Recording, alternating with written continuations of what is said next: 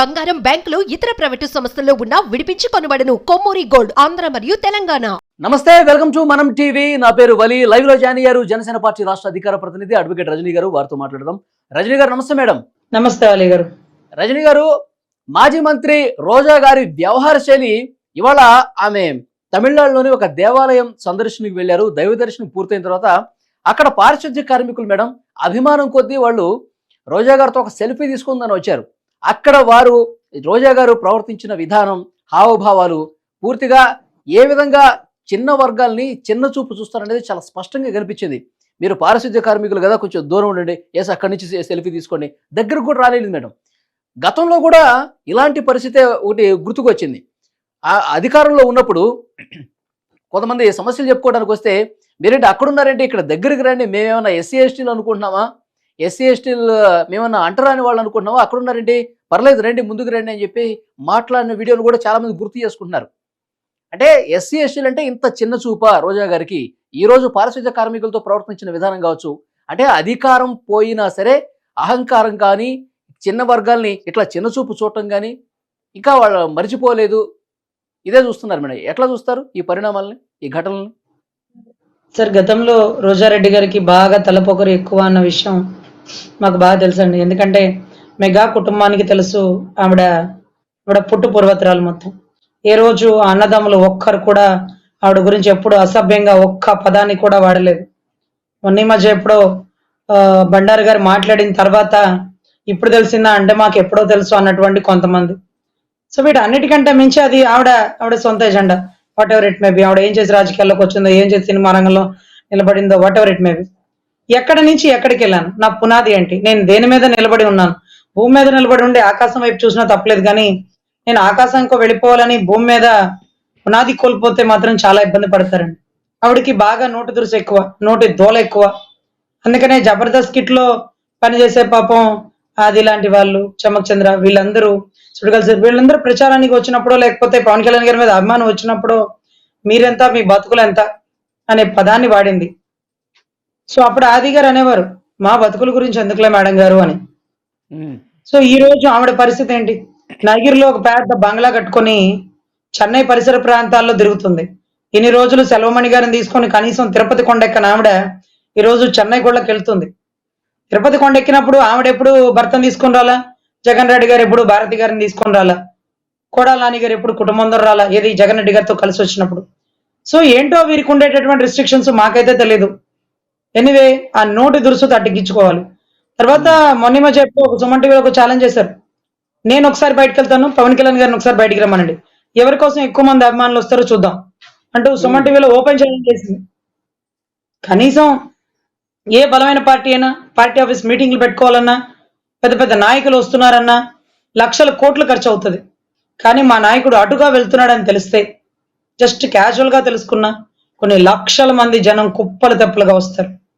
వాళ్ళకి మేము బండిలో పెట్రోల్ కొట్టించాం, వాటర్ ప్యాకెట్లు కూడా ఇచ్చే పరిస్థితులు ఉండవు. కానీ అర్ధరాత్రులు అపరాత్రులు అని చూడకుండా జగ్గయ్యపేటలో ఆయన మీద దాడి జరుగుతుందేమో, ఆయన్ని నిర్బంధిస్తారేమో, ఆయన్ని తాకుతారేమో అన్న ఉద్దేశం అండి. ఎందుకంటే ఆంధ్రాలో అడుగు పెట్టడానికి కూడా పాస్పోర్ట్ వీసాలు కావాలా, నాకేమన్నా క్రిమినల్ బ్యాక్గ్రౌండ్ ఉందా, ఎందుకు నన్ను ఆపుతున్నారు అంటూ అన్నయ్య అడిగినప్పుడు నాటి రోడ్డు మీద బైఠాయించి నేను ఇక్కడి నుంచి కదలను, నేను విజయవాడ వెళ్లాల్సిందే, నేను వెను తిరిగి వెళ్ళను, అరే నేను ఫ్లైట్ ఎక్కపోతే ఫ్లైట్ ఆపారు, నడుచుకుంటూ రావాలంటారా, పాదయాత్రలు చేయాలంటారా, నా వెహికల్ ఆపుతున్నారు అంటూ ఆయన నడి రోడ్డు మీద బైఠాయించినప్పుడు పెద్ద పెద్ద టాప్ మోస్ట్ పోలీసులు కూడా చెయ్యి పట్టుకొని, ఏది చూడండి, చెయ్యి పట్టుకొని వెహికల్ ఎక్కించలేకపోయారు. ఎందుకంటే ఆయన చెయ్యిని పోలీసు వారు తాకితే మరుక్షణం అక్కడ పరిసర ప్రాంతాలు ఎలా ఉంటాయో వారందరికీ తెలుసండి.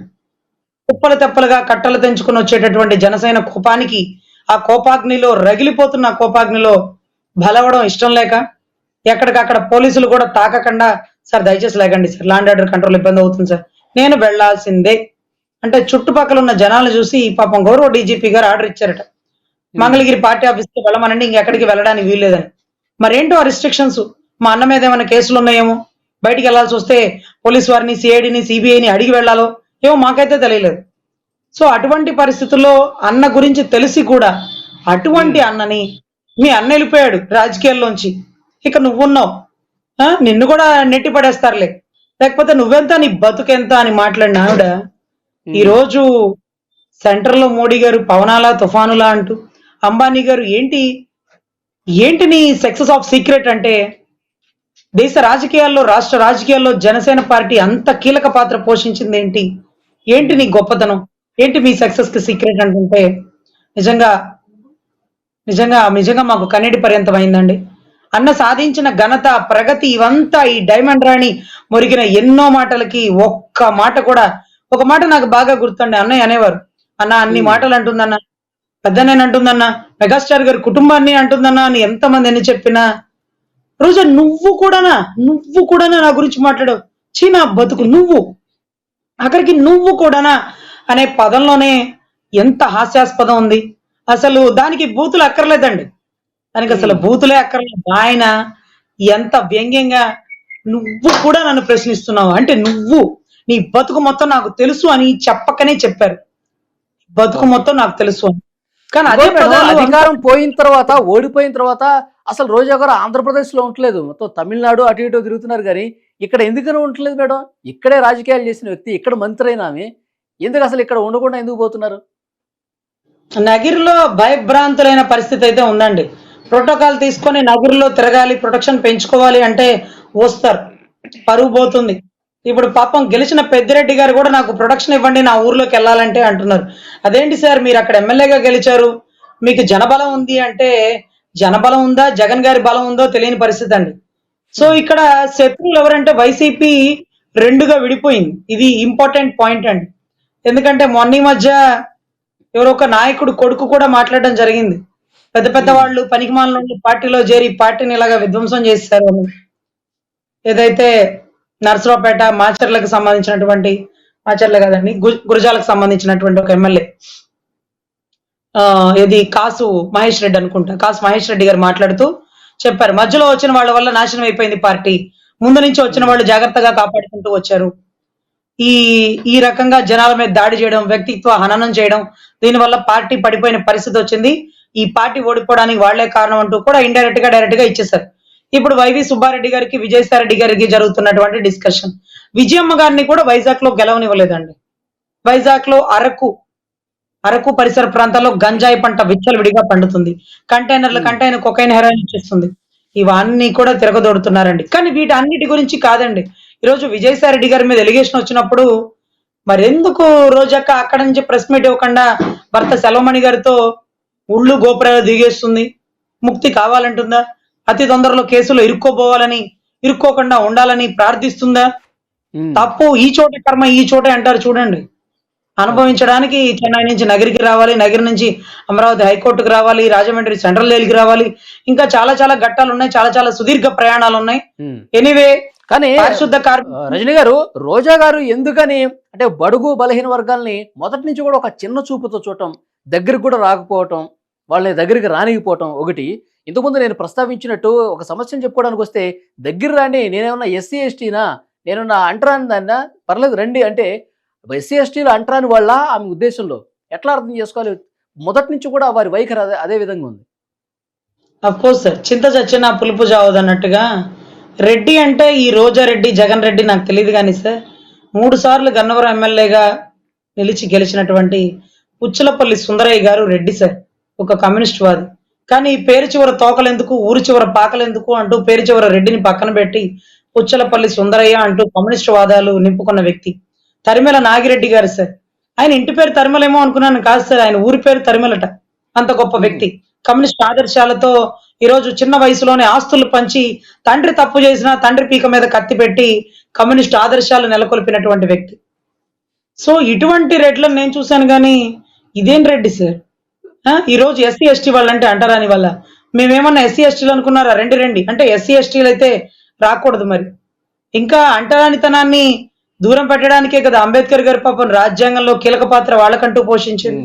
ఈరోజు పెద్ద పెద్ద ఆఫీసర్ హోదాలో ఉన్న వాళ్ళు ఈరోజు అసలు ఒక పాయింట్ గుర్తొస్తుంది సార్, మత్స్యకారులు అన్న వచ్చినప్పుడు పైనుంచి బోట్లోంచి దూకేసి నీళ్ళలో తడిసిపోతుంటే అన్న చూశాడు, మీరు ఒక పెద్ద స్పోర్ట్స్ లాగా ఉన్నారా, మీరు ఒక పెద్ద ఈతగాళ్ళు, మీరు ఇంత గొప్పగా ఈదుతున్నారా, అంటూ మత్స్యకారులని తడి బట్టలతో గట్టిగా వాటేసుకున్న దృశ్యం మాకు తెలుసు సార్. అవును. ఈరోజు ఆడబిడ్డల్ని అమరావతి రైతులను హక్కును తీర్చుకున్న దృశ్యం మాకు తెలుసు సార్. దాంట్లో ఎస్సీ ఎస్టీలు అసలు ఆయన కులాలకి ప్రాధాన్యత ఇవ్వరు అనడానికి సార్.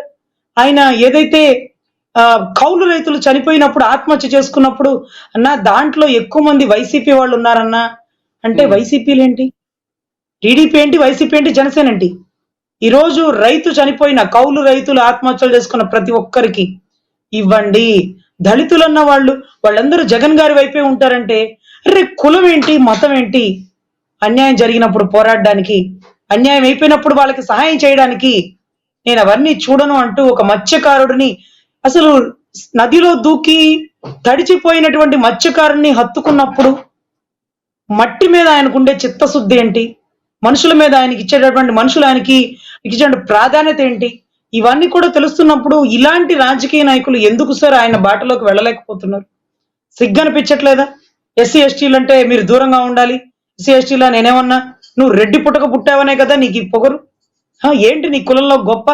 నీ కులంలో ఎంతమంది గొప్ప వాళ్ళు పుట్టారో తెలుసా? కోట్ల విజయ్ భాస్కర్ రెడ్డి గారు, కాసు బ్రహ్మానంద రెడ్డి గారు, వీళ్ళందరికంటే మించిన పోటుగత్తెవా నువ్వు? వాళ్ళది తప్పు అని దూరం పెట్టడానికి అంబేద్కర్ గారి రాజ్యాంగం తెలియదా నీకు? నీకు ఓట్లు కావాలంటే మాత్రం ఎస్సీ ఎస్టీలు రావాలా? నీ పక్కన సెల్ఫీ దిగడానికి పనికిరారా? నీ దగ్గర నుంచోడానికి పనికిరారా? వాళ్ళు అంటరాని వాళ్ళని నువ్వు రెండోసారి మూడోసారి ఓడిపోయినా గానీ అదే పదం వాడతావా?